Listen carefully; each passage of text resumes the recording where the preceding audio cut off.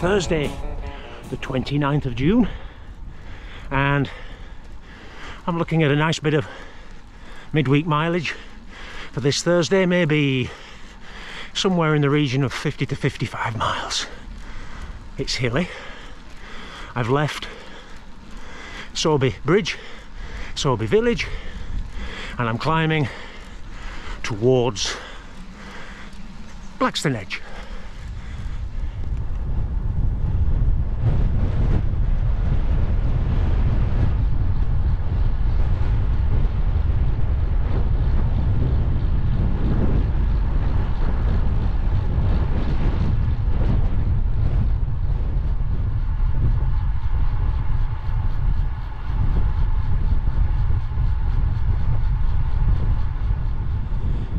After a couple of days of drizzle, bit of mist on tops, the sun's back today. It's cooler than recently. It was 16°C when I left home this morning. Up here, a couple of hundred metres higher, maybe 13, 14, and a keen west or southwest wind, making it feel a bit cooler. I'm not going to complain. I quite like this temperature.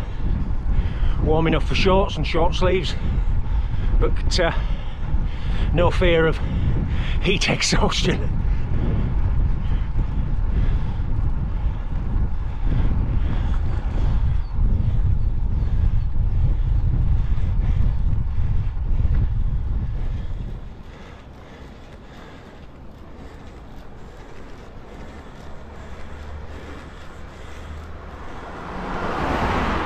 Chugging away up Buckstones Road. A few drops of rain in the air. Ooh, that's not a good thing.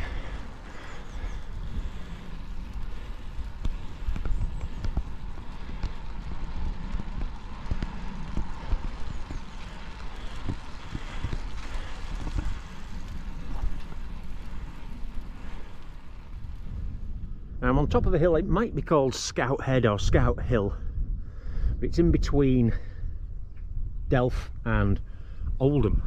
But if you look at the view there, that's quite splendid, isn't it?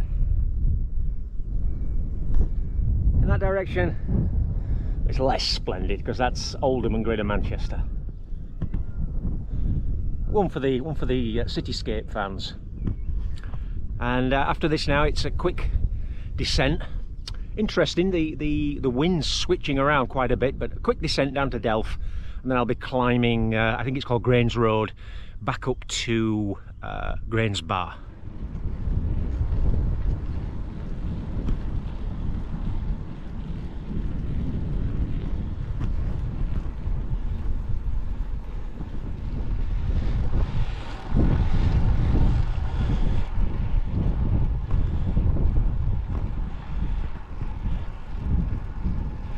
At the weekend, I used the titanium bike for Saturday and Sunday's rides, and then switched on Monday to this all-steel Geos.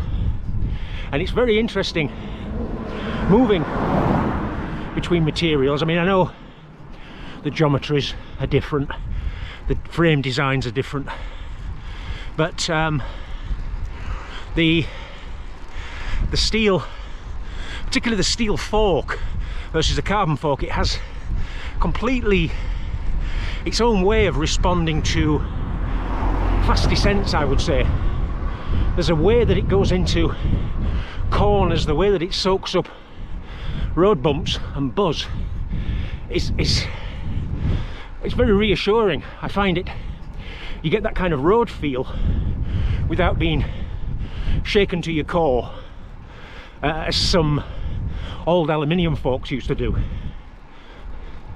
In terms of the frame, granted that the angles and so on are different, but I would say the titanium that I have is smoother, almost soft in fact, whereas the Geos, it has that steel compliance, it has that liveliness, and yet there's still a kind of a racy, a whippy quality to it that's all of its own. I've ridden about 40 miles now and I'm passing my old friends, the Buckstone Rocks, and when I get home I think this ride will be about 54 miles, and that will mean that for the month of June I've passed 2,000 kilometres. Whoopee! It's an achievement of sorts. I'm not saying there's any major significance to be attached to it, but given that I was out for so many years and so many attempted restarts for cycling came to 5 or 6 rides, and then there'd be another injury flare-up and I'd be off for another year, I'm sort of quietly pleased with 2,000k for the month of June. Probably half a mile, or let's say 1 kilometre to go, which suggests that I've already passed the magic 2,000k. Whoopee! And then once I've done something about my incredibly frightening to-do list, I'll be back out with the camera recording more rides in the Yorkshire Hills for clipping in. Bye for now.